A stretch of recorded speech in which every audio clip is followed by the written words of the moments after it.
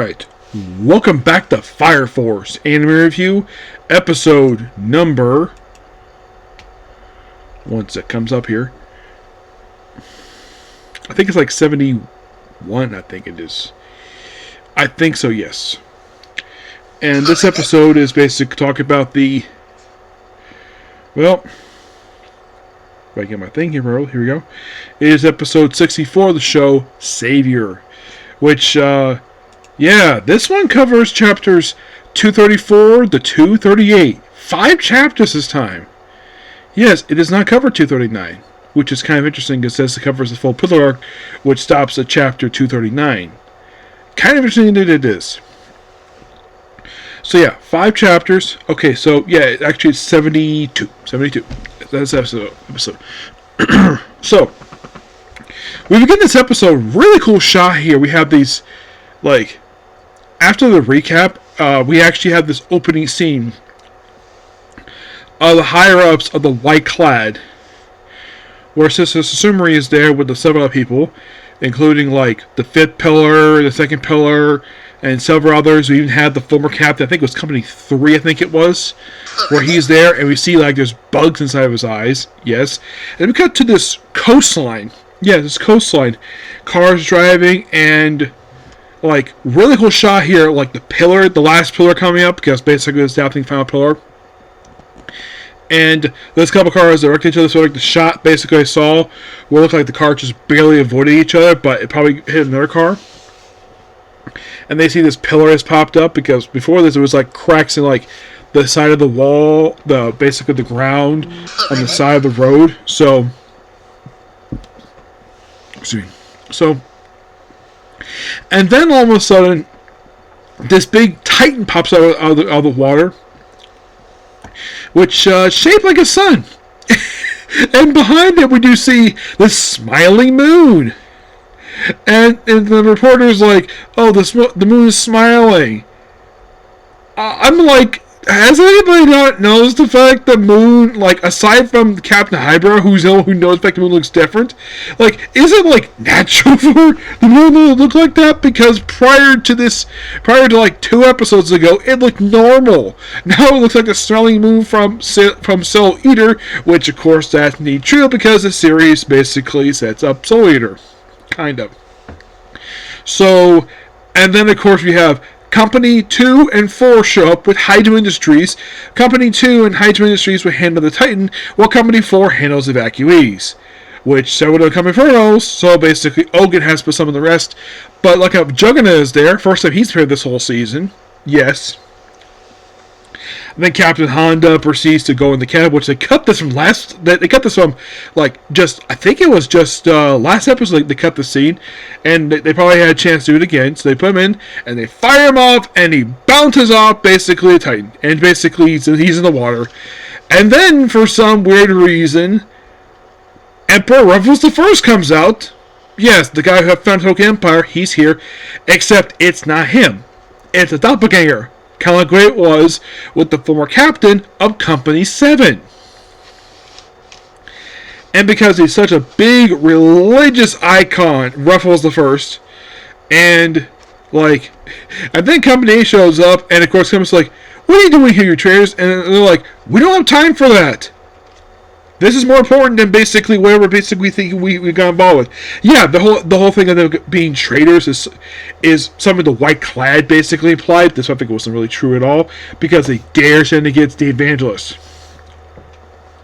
Also, speaking of the Evangelists, did you know in the original translation of the manga, they referred to the Evangelist as the Preacher. Yes, they referred to him as the Preacher in the original translation. The translation I read now refers to him as the Evangelist, which is what the anime refers to him as, which kind of get the reason why they did that, because they probably don't want to offend people who basically are preachers, and imply the fact that preachers are more like whatever basically the show is. So, and then you have Shiara trying to battle, and then of course Aaron Desmook's character decides to block him with his arrow ability, and of course shows up after the events of like last episode, which had research history. So then of course basically then after that's dealt with, then he proceeds to fight Ruffles, and blocks the ability to block the coastline. Of course, then we have Iris activating her abilities, thus confirming to the public that she's actually the 8th pillar. And then, of course, She-Ra uses Life Force ability after everybody is protected, proceeds to blow a hole in Ruffles' head, well, the fake Ruffles' head, and then he dies, and everyone thinks that She-Ra is basically a villain because he killed Ruffles the First. Despite the fact this actually was not him, this was a doppelganger.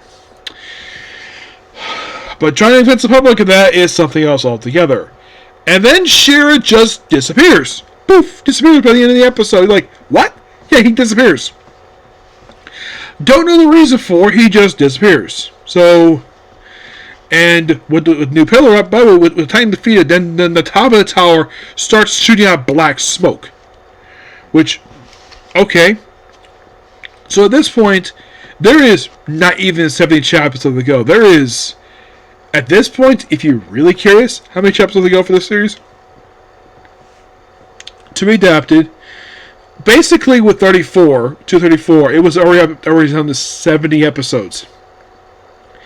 As of right now, there are 66 chapters to be adapted for the whole anime. 66. And this is only I think this is the 4th episode season, correct? Let's see. This is of Core 2. Let's see. I think this is like the 4th episode, I'm mistaken.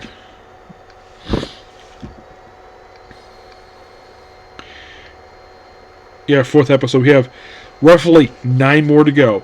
Now, how much more we're going to go through this, I don't know. It is something that they covered almost the entire Fire Pillar arc in just one episode.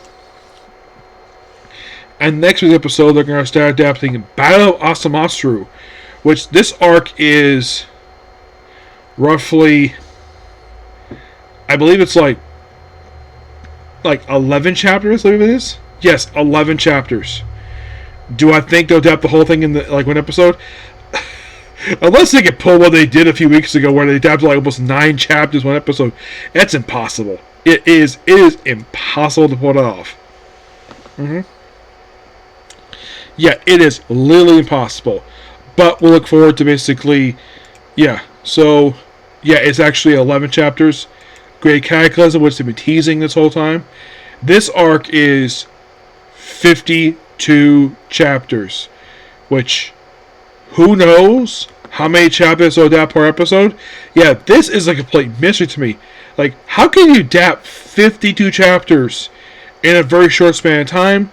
Well, this is day of production, and there was a few weeks ago when they did the Battle of Asamashuru arc, and that was the Asakusa arc, where they adapted roughly 8.5 chapters in one episode. But as long as they keep a good pace with it, we should be fine. Yep. So yeah, that's pretty much it for the video. Please be sure to like, comment, subscribe to notifications. Probably going to see a video probably later for the newest, basically for the next Kamen Rider movie, which is going to be Movie Wars, and maybe probably review for that one, and probably do more videos tomorrow for that. Okay, but this is the next video. Bye.